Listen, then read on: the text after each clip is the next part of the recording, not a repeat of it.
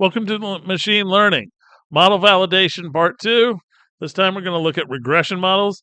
We are going to have some data sets we're going to use. We're going to use the HorsePower dataset that you can find either on Canvas or on GitHub, which will have the link in the description to the GitHub repository.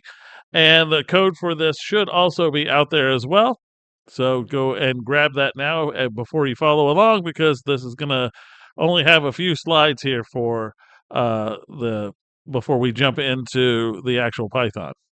All right, so we're after, do we know if our model is any good? So we're going to use the k-fold cross-validation to do this. Okay, just a quick summary of what that is. We're going to partition the data into k-sets. We're going to hold out one set and use the other sets to train the model.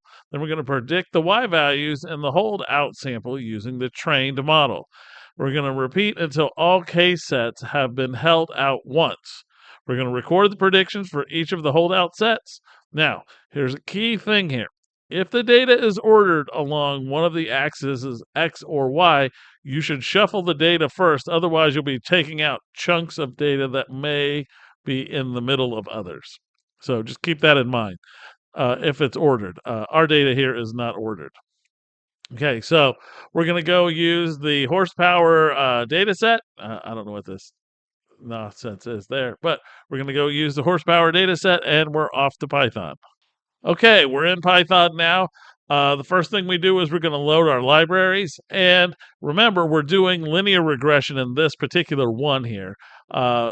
This will work for any of the regression models that we looked at. Splines, it will look just fine for polynomial regression. All of these it'll work on, not just linear regression. However, all of them seem to use linear regression in some way, shape, or form. But we'll change that later. And the metric we were always interested in on this was our R-squared score and a predictive R-squared, which is what we're going to do. So we're going to read these in. I always read in NumPy, SciPy, Pandas, and the plotting, just in case I want to make anything along the way, and I don't have to go back and do that. If you're a true computer scientist, you would yell at me, don't waste memory, but I'm fine with wasting memory at the moment, even though RAM is really expensive right now. All right, so we're going to load our libraries that we need here. I'm going to read in the data. I'm going to call it data 0, and it's HorsePower data. Make sure you are in the correct working directory so you can find the data. Here I put out the number of folds that I'm going to do. I'm going to do 5 folds. Okay. So, and our data here turns out to be nicely divisible by 5. So, this will work out nice. If it's not, I'll show you how to do that in the next video.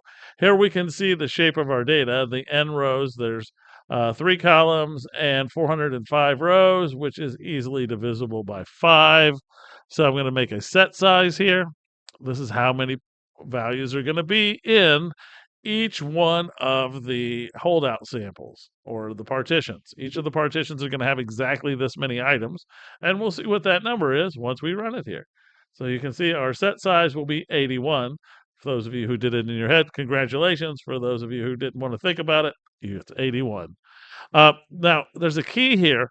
You're going to have to make sure that you use integer in front of this, okay? Because whenever you take n rows and divide it by k1, it's going to turn it into a float or a double. I think it turns it into a float, which when you use it here in the later steps, you'll get an error, and it'll say, no, I don't like that. I don't like that. So you're going to have to tell it, no, I just want the integer of this.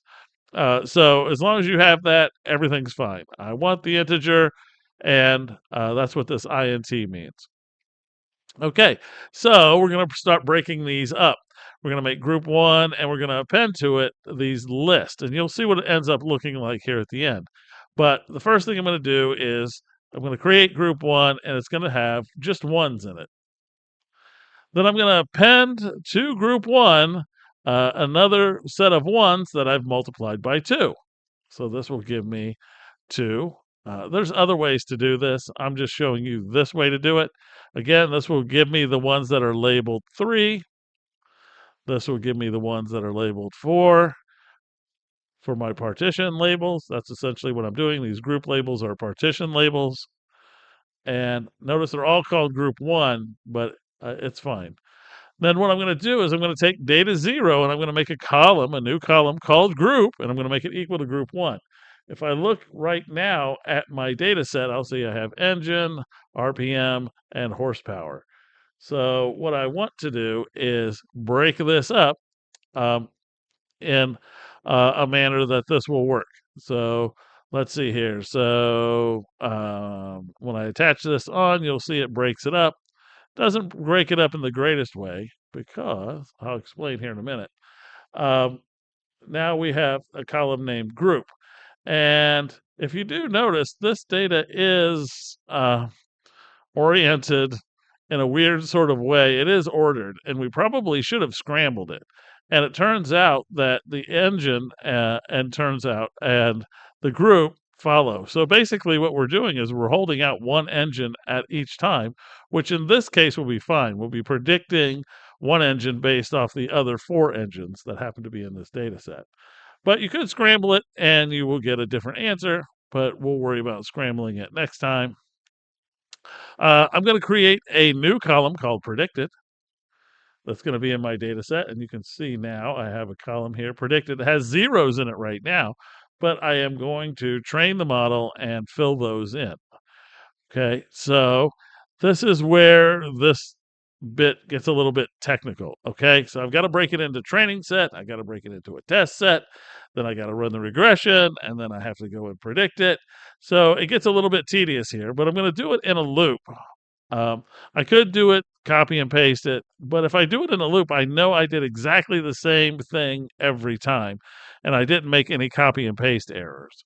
So I'm going to call it data 0 train, and I'm going to take all the data in data 0 where the locations have data 0 group not equal to I plus 1. You have to remember that I starts at 0 in Python. So I put I plus 1, so I start at 1.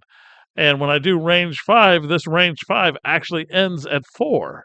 So this will give me all of our group. So I'm going to say our training set is all of the rows that are not in group, in this case, I plus 1 or group 1. And my test set are all the rows that are in group I plus 1. This exclamation mark equals is not equals. This is double equals is equals. So this is the hardest part right here. Is just pulling the data from your original data. That way you can train on the right one and test on the right one. And it's just a matter of not equals and equals, and that will break it up nicely. Then I'm going to run a regression. I called it reg1 temp, defining a regression. And then I'm going to take my training set here, and I'm just going to grab the column RPM as my predictor, and then the column horsepower as my response. I should probably move this out so you can see there's an actual parenthesis there. Okay, then I've got to have my predicted of this. So I'm going to take my model that I just fit. I'm going to predict out the test set, data 0 test of the RPM column, because I'm trying to use RPM to give me the horsepower that it has at each time from the engine. All right, so then once I've got these predictions, I'm going to write into data 0, the locations where data 0 group equals I plus 1. In the predicted column, put pred1 temp. So it's taking in that data set, and it's going to put in the predicted column all the predictions for that, and then it's going to generate an R squared score off of data 0 horsepower, which is the true value, versus the predicted values. Okay, and we'll see how this runs here, and we'll get a number out, and hopefully everything looks good. Okay, so by doing this, I get a predictive R squared based off of five-fold cross-validation of 0.706. So this means that our model is under this predictive R squared is explaining about 70% of the predictions. Now, you could do a picture with this as well and plot these two. So that's why I left this up here for my plotting. If you want, you can just plot these and see if they form a line. And it's pretty easy to do. PLT, and then you're going to do a scatter plot, and you're going to plot here the exactly same thing you have over here. Just copy and paste this, copy, paste, and this should give you a rough picture without the titles and everything, and to see how well this fits. Okay, come over here, you don't see it, it says go look at plots, and you can see, wow, this doesn't do good at all, but that's okay. Because remember, we're just fitting a line to this. If you remember back when we looked at this data before, this data is curved, okay? So that's going to tell you maybe I need a model that can handle the curvature in the data, which you do. But this is part of knowing whether our model is any good or not. If you want a rough approximation, a line doesn't do so bad, but if you want to really predict, it's not that good. All right, so now that we've done this, we should feel reasonably good about how to do this. You're going to break it up into groups. This is one way to do it. In the next video, I'll show you another way to do it. In the video after that, I'll show you another way to do it.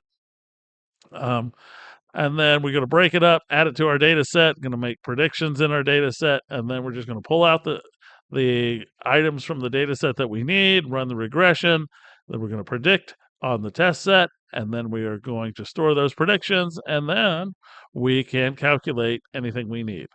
All right, so next time we're going to look at k-fold cross-validation for categorical variables.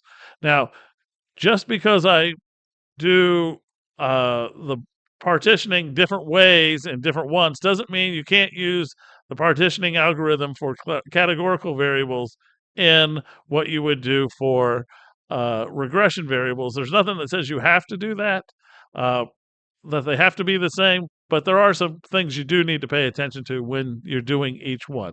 And we'll talk about that as we go along. And I will see you in the next video.